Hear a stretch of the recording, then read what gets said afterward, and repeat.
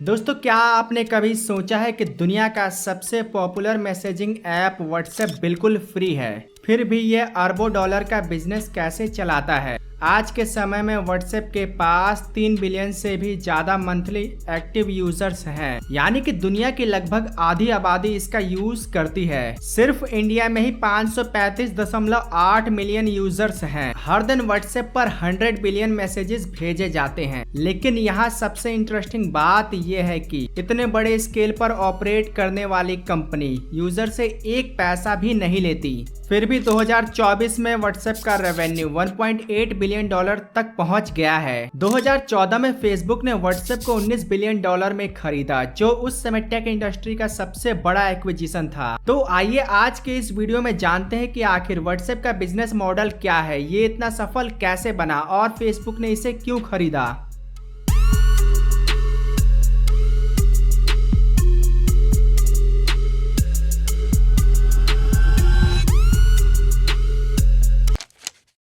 WhatsApp की कहानी शुरू होती है साल 2009 से, लेकिन इसकी असली स्टोरी बहुत पहले से है। जैन कॉम का जन्म 1976 में यूक्रेन के कीव में हुआ था। वो एक गरीब जूइश फैमिली से था। उनके फादर कंस्ट्रक्शन का काम करते थे और मदर हाउसवाइफ थी। जब जैन 16 साल के थे तब उनके परिवार में इकोनॉमिक प्रॉब्लम आ गई, जिस कारण उनकी फैमिली को अमेरिका जाना पड़ा। लेकिन अमेरिका जाने के बाद उनकी फैमिली की फाइनेंशियल कंडीशन और भी ज्यादा बुरी हो गई। उनकी मदर एक बेबीसिटर का काम करने लगी और जैन खुद एक ग्रोसरी स्टोर में सफाई का काम करते थे। उनकी फैमिली को फूड स्टैम्प और गवर्नमेंट असिस्टेंस पर निर्भर रहना पड़ा। एक इंटरेस्टिंग बात यह है कि आज व्हाट्सएप का ऑफिस उसी बिल्डिंग के पास मौजूद है जहां जैन अपनी फैमिली के लिए फूड स्टैम्प लेने जाया करते थे।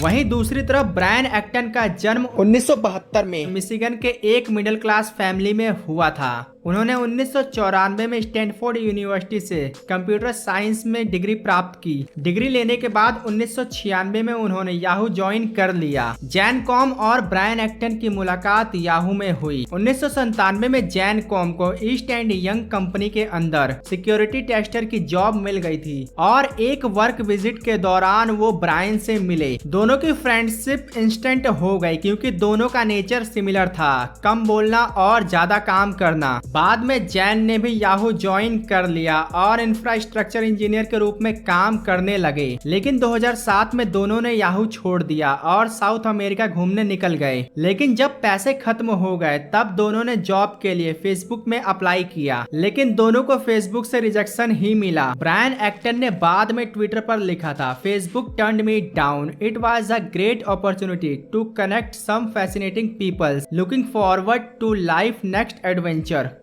2009 में जैन ने आईफोन खरीदा। आईफोन चलाने के दौरान उन्हें ऐप स्टोर में एक पोटेंशियल नजर आया। उन्हें आइडिया आया कि क्यों ना कोई ऐसा ऐप बनाया जाए जो कॉन्टेक्ट्स के सामने स्टेटस शो करता हो, जैसे कि at work, busy, battery about to die. उन्होंने अपने इस आइडिया को अपने फ्रेंड एलेक्स फिशमैन को बताया, जिसके बाद उन्होंने एक रशियन डेवलपर इगोर सोलोमोनकीव को हायर किया। 24 फरवरी 2009 को व्हाट्सएप आईएनसी लॉन्च हुई। इस ऐप का नाम व्हाट्सएप इसलिए रखा गया था क्योंकि ये व्हाट्सएप की तरह सुनाई देता था। लेकिन शुरुआती वर्जन में बार बार ऐप क्रैश होती रही। जैन हार मानने वाले थे, लेकिन ब्रायन ने उन्हें कुछ महीने इंतजार करने को कहा। गेम चेंजर मूवमेंट आया जून 2009 में, जब एप्पल ने पुश नोटिफिकेशन को लॉन्च किया। जब भी कोई अपना स्टेटस चेंज करता था तब उसके फ्रेंड्स को नोटिफिकेशन जाती थी।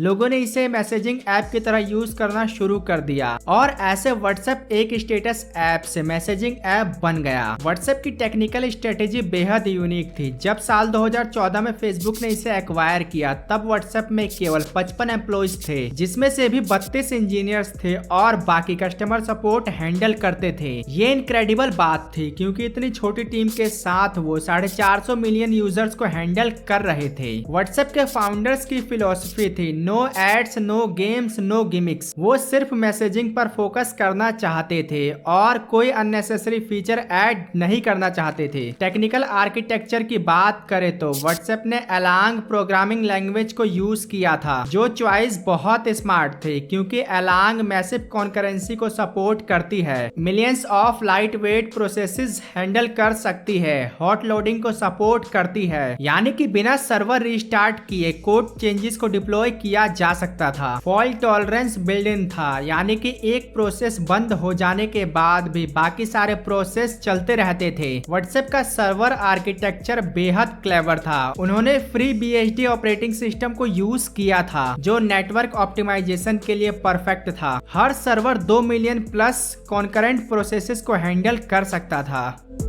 व्हाट्सएप के इंजीनियर्स ने ejabberd open source real time messaging server का यूज किया था, लेकिन उन्होंने इसे अपनी रिक्वायरमेंट के अकॉर्डिंग चेंज किया था। 2015 तक आते आते व्हाट्सएप सिर्फ 50 इंजीनियर्स के साथ 900 मिलियन प्लस यूजर्स को हैंडल कर रहा था और डेली 50 मिलियन मैसेजेस को प्रोसेस कर रहा था। ये परफेक्ट इंजीनियरिंग का एक एग्जाम्पल था। शुरुआत में व्हाट्सएप का बिजनेस मॉडल बहुत सिंपल था, subscription based. First year free था, उसके बाद हर ईयर के लिए $1 फीस लगती थी। ये मॉडल इसलिए चूज किया गया क्योंकि फाउंडर्स चाहते थे कि उनके ऐप में कोई एड्स ना हो। उनका मोटो था no ads, no games, no gimmick. 2011 में व्हाट्सएप को सिकोई कैपिटल ने $8 मिलियन का इन्वेस्टमेंट दिया। 2013 तक कंपनी के पास 200 मिलियन एक्टिव यूजर्स हो गए थे और ये देखते हुए सिकोई ने फिर 50 मिलियन इन्वेस्ट किए। लेकिन सब्सक्रिप्शन मॉडल में प्रॉब्लम आ रही थी। बहुत से यूजर्स के पास क्रेडिट कार्ड नहीं थे। स्पेशली डेवलपिंग कंट्री में लोग डर रहे थे कि फर्स्ट ईयर के बाद उनकी सर्विस बंद हो जाएगी। 2014 आते आते व्हाट्सएप एक मैसिव फिनोमिना बन चुका था। कंपनी के पास 450 मिलियन एक्टिव यूजर्स थे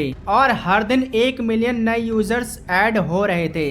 70 मिलियन यूजर्स हर दिन एक्टिव थे, जो फेसबुक के मुकाबले हायर एंगेजमेंट था। ऐसे में फेसबुक के CEO मार्क जकरबर्ग को लगा कि व्हाट्सएप एक सीरियस थ्रेट बन सकता है। व्हाट्सएप उन यंग यूजर्स को अट्रैक्ट कर रहा था जो फेसबुक को पेरेंट्स और बॉसेस के जगह मानने लग रहे थे। साथ ही व्हाट्सएप का इंटरनेशनल प्रेजेंस फेसबुक से कहीं ज्यादा था, स्पेशली इंडिया, यूरोप और लैटिन अमेरिका में। मार्क जकरबर्ग का विजन था कनेक्ट द वर्ल्ड पीपल और व्हाट्सएप इस मिशन के लिए परफेक्ट था। WhatsApp daily 500 million images process कर रहा था, जो फेसबुक से भी ज्यादा था। 19 फरवरी 2014 को फेसबुक ने व्हाट्सएप को $19 बिलियन में खरीदने का अनाउंसमेंट किया। 3 billion cash, 12 billion Facebook stocks और 4 बिलियन के एडिशनल फेसबुक स्टॉक्स। ये डील गूगल के मोटरोला एक्विजिशन $12.5 बिलियन और माइक्रोसॉफ्ट के स्काइप एक्विजिशन $8.5 बिलियन से भी बड़ी थी। फेसबुक एक्विजिशन के बाद भी व्हाट्सएप इंडिपेंडेंस रहा, लेकिन धीरे धीरे चेंजेस आना शुरू हो गया। 2016 में एक मेजर डिसीजन लिया गया, सब्सक्रिप्शन मॉडल को कम्प्लीटली हटा दिया गया। जैन कॉम ने DLD कॉन्फ्रेंस में ये अनाउंसमेंट किया कि अब व्हाट्सएप कम्प्लीटली फ्री होगा, लेकिन ये डिसीजन बिजनेस स्ट्रेटेजी का पार्ट था, ना कि रेवेन्यू का। 2018 में व्हाट्सएप बिजनेस लॉन्च हुआ, जो रेवेन्यू का स्टार्टिंग पॉइंट था। ये बिजनेसेस के लिए डिजाइन किया गया था जो कस्टमर से प्रोफेशनल वे में कम्युनिकेट करना चाहते थे। और यहीं पे आती है एक कंट्रोवर्शियल स्टोरी। फेसबुक एक्विजिशन के बाद व्हाट्सएप के फाउंडर्स और फेसबुक एग्जीक्यूटिव्स के बीच सीरियस डिसएग्रीमेंट्स होने लग रहे थे। फेसबुक चाहता था कि व्हाट्सएप पर टारगेटेड एड्स दिखाए जाएं, जिससे यूजर्स के डेटा का यूज पैसे कमाने के लिए किया जा सके, लेकिन एक्टन इस बात से एग्री नहीं थे। ब्रायन एक्टन ने फोर्ब्स को बताया, at the end of the day I sold my company, I sold my users privacy to a larger benefit, I made a choice and compromise and I live with that every day. ये statement बहुत deep था। वो feel कर रहे थे कि उन्होंने अपने यूजर्स की प्राइवेसी को बेच दिया। एक्टन का अर्लियर एग्जिट बहुत एक्सपेंसिव था। उन्होंने 850 मिलियन वर्थ का फेसबुक स्टॉक छोड़ दिया। ऐसा इसलिए क्योंकि वो अपनी वेस्टिंग पीरियड से पहले ही कंपनी छोड़ गए थे। जैन कॉम ने भी अप्रैल मई 2018 में व्हाट्सएप को छोड़ दिया। वो भी व्हाट्सएप की प्राइवेसी पॉलिसी से खुश नहीं थे। वॉशिंगटन पोस्ट के रिपोर्ट के अनुसार दोनों फाउंडर्स के साथ फेसबुक का बिहेवियर बहुत ज्यादा एग्रेसिव था। उन्होंने बताया कि मार्क जकरबर्ग और सियरा स्कैंडबर्ग उनके ऊपर पैसे कमाने के नए तरीके खोजने का दबाव डाल रहे थे। व्हाट्सएप छोड़ने के बाद फरवरी 2018 में ब्रायन एक्टन ने सिग्नल फाउंडेशन की शुरुआत की। उन्होंने अपने $50 मिलियन इसमें इन्वेस्ट किए। सिग्नल एक end to end encryption messaging app है जो अपनी प्राइवेसी के लिए पूरी दुनिया में फेमस है। आयरनी देखिए कि व्हाट्सएप भी सिग्नल प्रोटोकॉल को ही यूज करता है अपने इंक्रिप्शन के लिए। सिग्नल का अप्रोच बिल्कुल साफ है, नॉन प्रॉफिट ऑर्गेनाइजेशन। इसका मोटो है no ads, no data collection, no revenue, only open source messaging app. Acton ने सिग्नल के लिए स्टेटमेंट दिया, और plan is to pioneer a new model of technology, no profit focus, data privacy for everyone everywhere. पहले Signal केवल 2-3 developer के साथ run हो रहा था, लेकिन एक्टन के इन्वेस्टमेंट के बाद वो सिग्निफिकेंटली स्केल कर गया। ये तो बात हुई व्हाट्सएप की, लेकिन अब आइए बात करते हैं कि आखिर व्हाट्सएप फ्री होने के बाद भी किन किन तरीकों से पैसे कमाता है। Number 1, WhatsApp business API. ये व्हाट्सएप का सबसे बड़ा और प्राइमरी रेवेन्यू सोर्स है। 2024 में इससे व्हाट्सएप को लगभग $1 बिलियन का रेवेन्यू मिला। व्हाट्सएप बिजनेस एपीआई कैसे काम करता है? व्हाट्सएप बिजनेस एपीआई का यूज कंपनीज अपने कस्टमर्स को मैसेज भेजने के लिए करती है। ऐसे में कंपनीज को ये मैसेज भेजने के लिए व्हाट्सएप को पैसे देने पड़ते हैं। ऐसे में आप यहाँ देख सकते हैं कि आखिर व्हाट्सएप बिजनेस एपीआई के प्राइसेस क्या हैं। जब आपको फ्लिपकार्ट से ऑर्डर कंफर्मेशन आता है, ओला से कैब बुकिंग अपडेट मिलता है, या फिर बैंक से ट्रांजैक्शन अलर्ट मिलता है, ये सब पेड मैसेजेस है जिसके लिए कंपनीज व्हाट्सएप को पैसे देती है। दूसरा, क्लिक टू व्हाट्सएप एड्स। आपने अक्सर देखा होगा कि फेसबुक और इंस्टाग्राम पर एड्स रन होते हैं। जब यूजर्स इन एड्स को देखते हैं और इन पर क्लिक करते हैं, तब वो व्हाट्सएप पर रीडायरेक्ट हो जाते हैं और वहां अपनी क्वेरीज डालते हैं। ये यूजर्स के लिए तो बिल्कुल फ्री है, लेकिन कंपनीज को इन मैसेजेस के लिए